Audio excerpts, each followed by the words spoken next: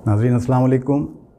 उम्मीद है आप अपनी फैमिली के साथ खुश खुर्रम होंगे, खैरियत से होंगे। हम हाज़िर हैं अपनी नई वीडियो के साथ और आप बोर्ड पर देख सकते हैं कि आज की हमारी वीडियो जो है वो प्रीपोजिशंस से मुताल्लिक़ है और ये हमारी इसी टॉपिक पर, इसी सब्जेक्ट पर पिछली वीडियो का कंटिन्यूएशन है। तो ये जो है वो प्रीपोजिशन पार्ट 2 है, यानी प्रीपोजिशन के सिलसिले की सेकंड वीडियो है। अगर आपने पहली वीडियो हमारी देखी होगी तो आपने नोटिस किया होगा कि वो सिचुएशन के हिसाब से किसी भी ऑब्जेक्ट की पोजीशन के बारे में हमने बताया था। जैसे इन जो था वो पैरामीटर के लिए बताया था, अंडर जब बताया था तो कोई चीज़ शेल्टर के तौर पे ऊपर थी, और अगर ओवर बताया था तो किसी चीज़ को टच नहीं कर रही थी लेकिन तकरीबन उसी स्फेयर में थी। तो ये डिटेल्स हम उस वीडियो में बता चुके हैं। आज हम बताएंगे कि किन मखसूस किस्म के अल्फाज से पहले कौन सा प्रीपोजिशन आप इस्तेमाल करते हैं। जैसे सबसे पहले देखिए नेम ऑफ़ मंथ्स के साथ, नेम ऑफ़ ईयर के साथ, नेम ऑफ़ सीजन्स के साथ, फिर कोई भी पहर होगी, मॉर्निंग, इवनिंग वगैरह, उनके साथ इन इस्तेमाल करते हैं। फॉर एग्ज़ाम्पल इन नवंबर, इन नवंबर। अब इन नवंबर हो सकता है तो इन जुलाई भी हो सकता है। इन जब भी मंथ का जिक्र आएगा और उसमें प्रीपोजिशन की ज़रूरत होगी तो आप उससे पहले इन इस्तेमाल करेंगे। इन 1947, इन 1988, कोई सा भी ईयर जो है वो, ही वॉज बॉर्न इन 2001, तो ईयर के नाम से पहले इन इस्तेमाल करेंगे। इसी तरीके जो सीजन्स हैं, in the autumn, in the spring, याद होगा आपको। फिर ये जो पहर होते हैं मुख्तलिफ, इन द मॉर्निंग,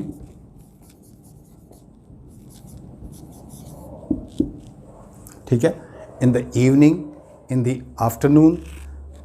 लेकिन नून के साथ, नोटिस ये बात जो है आप नोट कर लें कि पहर जो है वो मॉर्निंग, इवनिंग और आफ्टरनून के साथ तो आप जो है वो इन इस्तेमाल करेंगे, लेकिन नून के साथ एट इस्तेमाल करेंगे और नाइट के साथ भी एट इस्तेमाल करेंगे। ठीक है, ये चीज़ मुमकिन है कि आपको क्लियर हो गई होगी, समझ में आ गई होगी। आगे चलते हैं हम।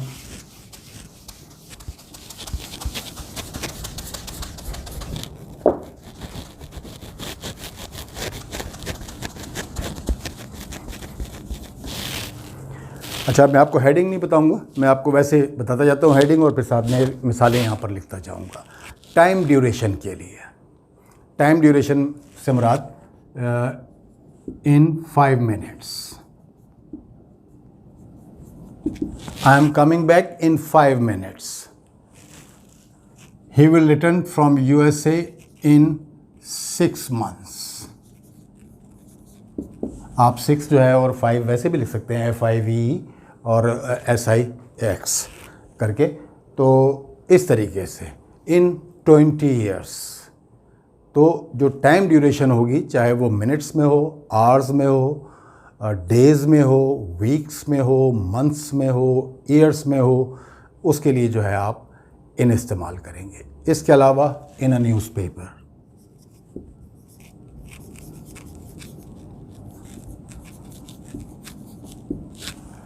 ठीक है। एक चीज़ और देखें, इन बेड,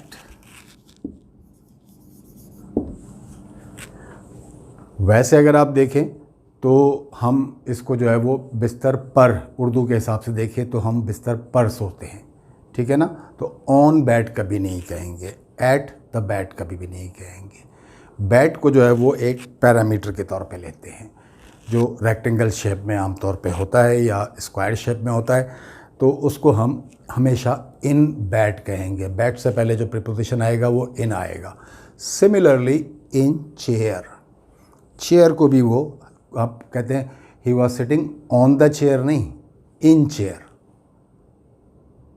वो भी आमतौर पे इन आर्म चेयर सोफ़ा जो सिंगल होता है उसको कहते हैं, ठीक है। इसी तरीके से जो है वो in the middle, in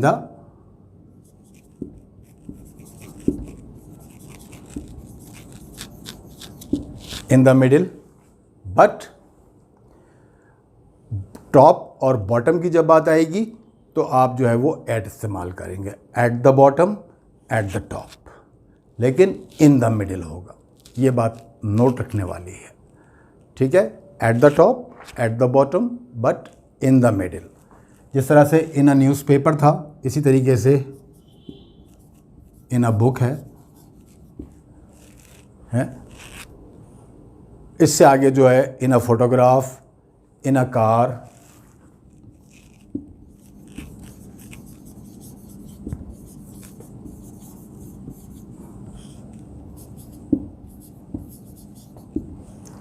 in a car. जो मोड ऑफ ट्रैवलिंग है इनके बारे में भी ख़ास चीज़ नोट कर लीजिए। कार की जब बात आएगी तो इन अ कार कहलाएगा, बाइसिकल की बात आएगी तो ऑन अ बाइसिकल कहलाएगा, मोटर बाइक या मोटरसाइकिल की बात आएगी तो ऑन द मोटरसाइकिल कहलाएंगे, ठीक है। इसके अलावा जो और बड़ी अपने मोड ऑफ ट्रैवलिंग है, सोर्स ऑफ ट्रैवलिंग है, जैसे बस है, शिप है, प्लेन है, ट्रेन है, तो इन सब से पहले आप ऑन इस्तेमाल करेंगे हमेशा। उसके लिए जो है आप वो नहीं इस्तेमाल करेंगे, क्या कहते हैं उसको, इन नहीं इस्तेमाल करेंगे। इन जो है वो सिर्फ कार के लिए इस्तेमाल करते हैं। इन द स्काई,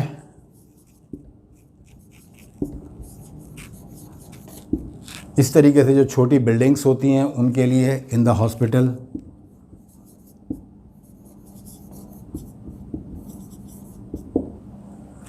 अगर उसके आप अंदर मौजूद हैं और अंदर मौजूदगी को शो कर रहे हैं तो मतलब इन द हॉस्पिटल हो जाएगा, इन प्रिजन हो जाएगा। प्रिजन आप समझते हैं जेल को कहते हैं, ठीक है। तो आगे चलते हैं।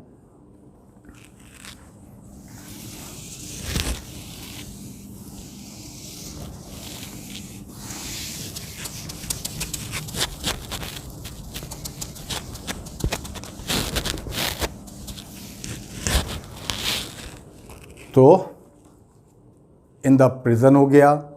इसके बाद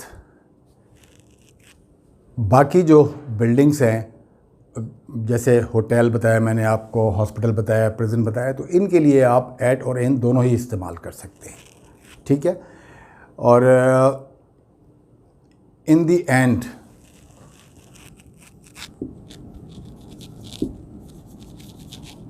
इन द एंड और एट द एंड, दोनों में क्या फ़र्क है? इन द एंड का मतलब है कि फाइनली, फाइनली मतलब आखिरकार। आई struggled a lot, in the and I got a good job. Finally, आखिरकार मुझे जो है वो जॉब मिल गई। तो इन द एंड जो है वो मतलब फाइनली के सेंस में इस्तेमाल होता है, जबकि एट द एंड जो है वो किसी भी चीज़ के आखिर में। I was at the end of the Q, I was at the end of the Q, कि मैं जो है वो क्यू के सबसे आखिर में था, या at the end of January, जनवरी के आखिर में। अब उर्दू में तो आप कहेंगे कि जनवरी के आखिर में, लेकिन इंग्लिश में कहेंगे eight the end of January.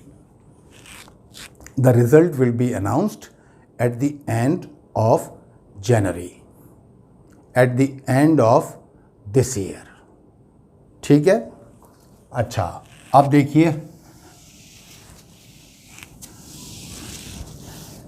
Eight और कहाँ कहाँ इस्तेमाल होता है। टाइम के लिए इस्तेमाल होता है, घड़ी का टाइम जब आप बताते हैं एट 6 o'clock, तो इसके लिए एट इस्तेमाल होगा। 6 o'clock की जगह पे कोई भी टाइम आ सकता है, टाइम ड्यूरेशन नहीं।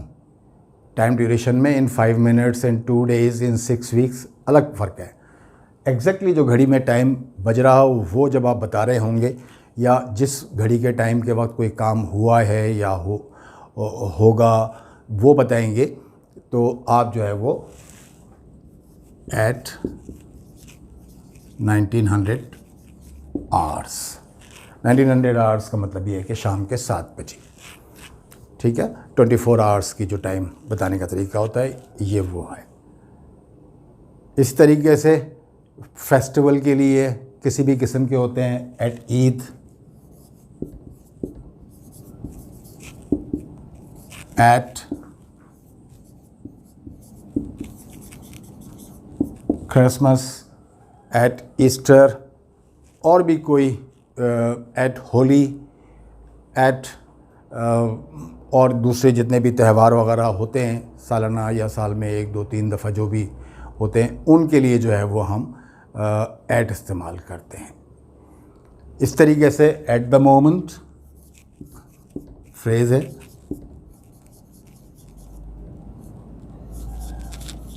या एट प्रेजेंट,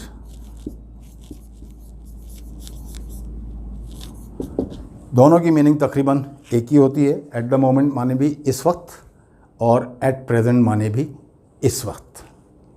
ठीक है, इसी तरीके से at the same time, at the same time, the same time के लिए भी एट इस्तेमाल करते हैं। एट द सेम टाइम एक जैसे वक्त में। At the age of, at the age of,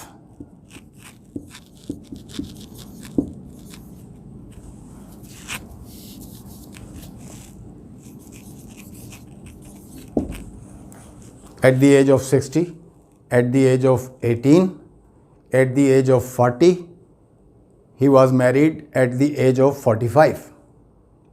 So at the age of, Urdu से ज़रा सा ये मुतसादिम है। आप कहेंगे कि 45 साल की उम्र में उसकी शादी हुई, उम्र में, तो यहाँ पर इन दी एज ऑफ नहीं कहेंगे, एट दी एज ऑफ कहेंगे। तो ये चीज़ें इस वजह से नोटिस करने वाली हैं कि जब आप सिंपली ट्रांसलेशन की तरफ जाते हैं तो कुछ चीज़ें उर्दू ट्रांसलेशन से कन्फ्रंट करती हैं। तो ये चीज़ें आपको जहन में बिठाने की हैं, प्रैक्टिस करने की हैं, ताकि आपको याद रहेगा। एट द बिगिनिंग, जिस तरह से एट द एंड ऑफ लिखा था हमने, इसी तरीके से एट द बिगिनिंग।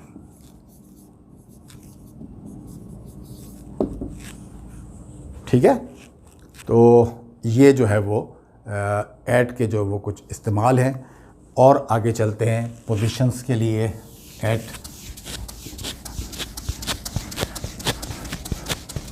हमने अपनी पहली वीडियो में भी आपको बताया था कि अगर तो कोई घर के अंदर मौजूद है तो इन होम कह सकते हैं, इन द रूम कह सकते हैं, इन द हाउस कह सकते हैं।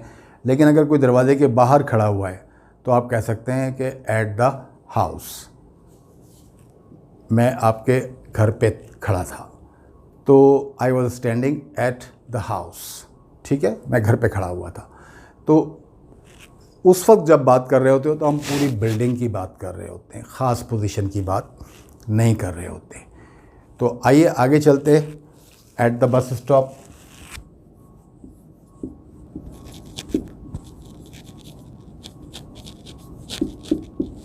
बस स्टॉप वगैरह के लिए जो है वो आप आमतौर पे एट इस्तेमाल करते हैं। इसी तरीके से एट द डोर, दरवाज़े पे, एट द विंडो, खिड़की पे खड़े हुए हैं या जो हैं वो दिखाई दे रहे हैं। एट द बॉटम और एट द टॉप मैं अभी आपको बता चुका हूँ। एट द ट्रैफिक सिग्नल,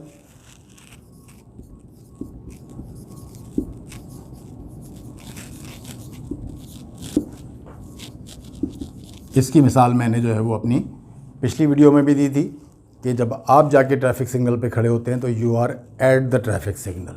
लेकिन कोई बर्ड अगर आकर के बैठ जाता है ट्रैफिक सिग्नल के ऊपर तो आप कहेंगे a bird is on the traffic signal, क्योंकि वो सरफेस को टच कर रहा होता है। तो ट्रैफिक सिग्नल हो गया। इसी तरीके से छोटे मोटे जो इवेंट्स होते हैं उनके लिए आप एट इस्तेमाल करते हैं। For example at a party, at a concert, at a conference, at a football match, at the movie. ठीक है, at a party, at a wedding,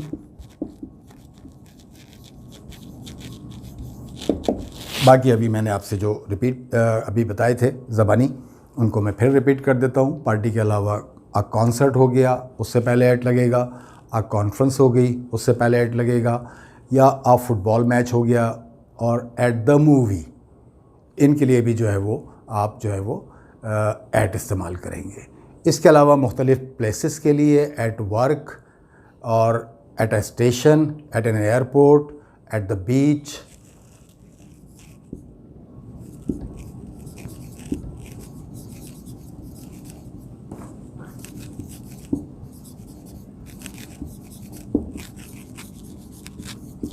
ये 2 लफ्ज़ मैंने यहाँ लिख दिए और बाकी आपको ज़बानी बता दिए हैं।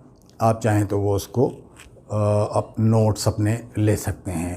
एट वर्क हो गया, वर्क से मतलब जॉब वाली जगह जहाँ पर आप जॉब करते हैं, आपका ऑफिस है, उसको एट वर्क कहते हैं। एट अ स्टेशन, और बाकी जो है वो मैंने बताया था कि इमारतों के लिए जो है वो आप एट भी इस्तेमाल कर सकते हैं, इन भी इस्तेमाल कर सकते हैं अगर उनके अंदर आप मौजूद हैं। तो I was at school, I was in school, same thing. School, college, university, इनके लिए आप एट और इन जो है वो दोनों ही जो है वो इस्तेमाल कर सकते हैं। इसके अलावा उन जगहों के लिए एट इस्तेमाल करते हैं ख़ास तौर पे जिन जगहों पर इवेंट होते हैं। अभी तो इवेंट की बात की थी ना हमने, पार्टी, वेडिंग, ये फुटबॉल मैच। तो वो जगहें हैं जहाँ पर वो इवेंट होते हैं, उनके लिए भी जो है हम एट इस्तेमाल करते हैं। एट द थिएटर, थिएटर होता है एट द सिनेमा, ठीक है। At the arts centre, at the conference room.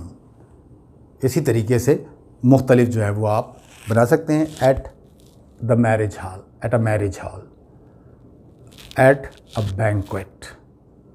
तो वो जगह हैं जहाँ पर मुख्तलिफ इवेंट्स होते हैं, उनसे पहले भी आप एट इस्तेमाल करेंगे, ठीक है। इसके अलावा जो है देखिए आप ऑन का इस्तेमाल हम देख लेते हैं। वो भी मुख्तलिफ़ अल्फाज के साथ ज़रा सा बाज़ों का डिफरेंट होता है। दिन का जो नाम होता है, नेम ऑफ डेज़, उनके साथ मंडे, उससे पहले आप ऑन इस्तेमाल करेंगे, ठीक है। मंडे भी हो सकता है, ट्यूसडे भी हो सकता है।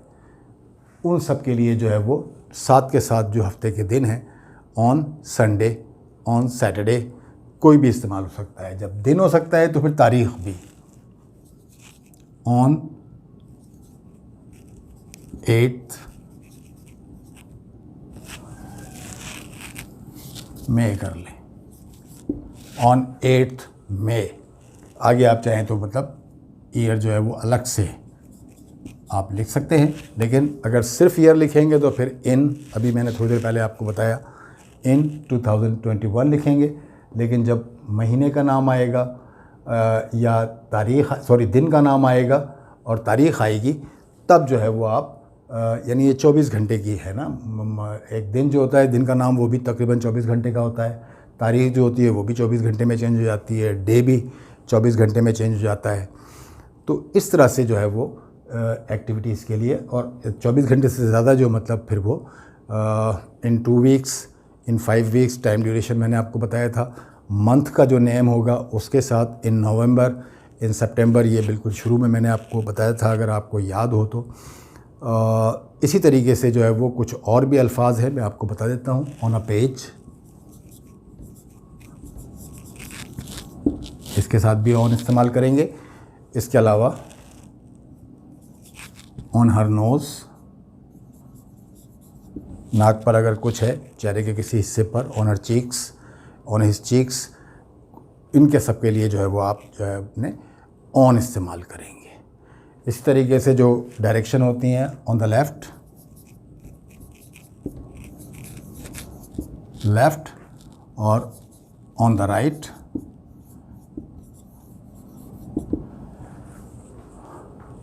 और तीनों हैं देखें, इसमें तीनों पोजीशन, तीनों प्रीपोजिशन आ रहे हैं। लेफ़्ट और राइट के साथ ऑन इस्तेमाल करेंगे, टॉप और बॉटम के साथ एट इस्तेमाल करेंगे, और मिडिल के साथ जो है वो इन इस्तेमाल करेंगे। अभी थोड़ी देर पहले मैंने आपको जो है वो ये बताया था, समझ गए आप? तो इसी तरीके से जो है वो फर्स्ट के साथ भी इस्तेमाल करेंगे, और जो है वो ग्राउंड फ्लोर के साथ भी इस्तेमाल करेंगे। फर्स्ट फ्लोर, तो उसके लिए भी on the first floor, on the ground floor, और फिर फर्स्ट फ्लोर के साथ सेकंड, थर्ड, फोर्थ, जितने भी फ्लोर्स हैं किसी बिल्डिंग में, तो ही lives on the fourth floor. तो ऑन जो है वो बिल्डिंग के मुख्तलिफ जो फ्लोर्स हैं उनके लिए इस्तेमाल करेंगे, ठीक है? ऑन द ग्रास, घास के ऊपर, इस तरीके से on the ground, on the floor, ज़मीन पर, ग्राउंड, फ्लोर, फर्श पर, और ऑन पेज 7 ऑफ न्यूज़पेपर, ये मैं लिख देता हूँ, ऑन पेज ऑफ न्यूज़पेपर। तो अखबार के पेज पर, साथ पेज, या ऑन पेज 7, कोई सा भी पेज नंबर भी डाल सकते हैं आप इसमें ना, ऑन पेज 7 ऑफ न्यूज़पेपर, ठीक है? On the ceiling, on the ceiling छत को कहते हैं, ठीक है? छत पे अगर कोई भी चीज़ आप निशानदेही कर रहे होंगे तो सीलिंग छत को कहलाएगी। छत का वो हिस्सा जो अंदर की तरफ होता है कमरे में, उसको सीलिंग कहते हैं, और जो ऊपर की तरफ होता है बाहर, तो वो रूफ़ कहलाता है। ऑन द सीलिंग हो गया। ऑन द शेल्फ़, शेल्फ़ मुख्तलिफ बने हुए होते हैं, खाने जिसे कहते हैं आप, अलमारी में या वैसे कोई रैक वगैरह बनी हुई है तो उसमें शेल्फ़ आ जाते हैं। और अभी मैंने आपको बताया कि ऑन द बाइक, बस, प्लेन, जितनी भी बड़ी सवारियाँ हैं बाइक और मोटरसाइकिल के अलावा, उन सब के लिए जो है वो हम ऑन इस्तेमाल करते हैं, जबकि कार के लिए सिर्फ जो है वो इन इस्तेमाल करते हैं। ऑन टाइम और इन टाइम भी बता दिया आपको, एट दी एंड भी बता दिया, इन दी एंड भी बता दिया, और ऑन एन आइलैंड।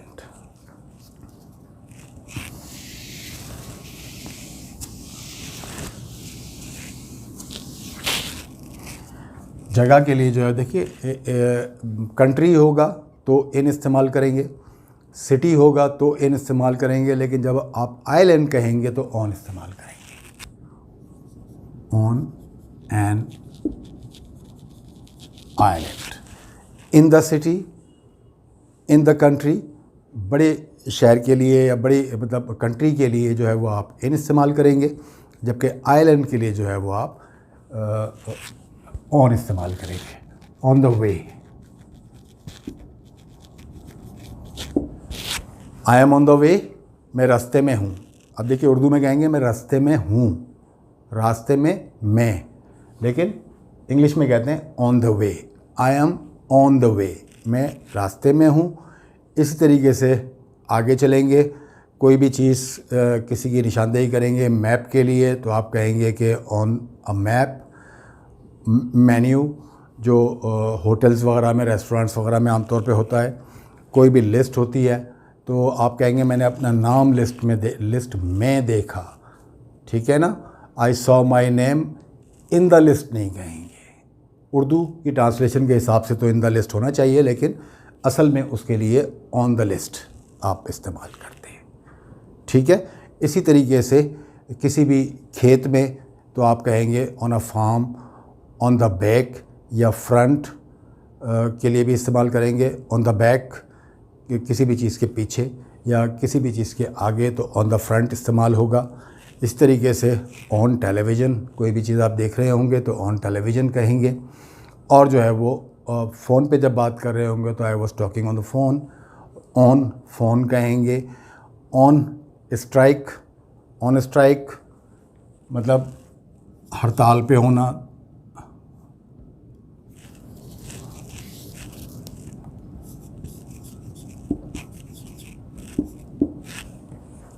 लेबरर्स या workers are on strike, workers जो हैं वो हड़ताल पर हैं। तो on strike, on diet, I am on diet these days, ठीक है? On fire, the building is on fire, यानी बिल्डिंग में आग लगी हुई है। ऑन फायर का मतलब जल रही है इस वक्त, उसमें आग लगी हुई है। तो बिल्डिंग में जो है वो में की कोई ट्रांसलेशन अलग से नहीं होगी। तो the building is on fire इसका मतलब है बिल्डिंग में आग लगी हुई है। ऑन द होल ये एक फ्रेज़ है, ऑन द होल ये जो है वो इसका मतलब है कि मजमूई तौर पर, ऑन द होल। इसी तरीके से ऑन पर्पस,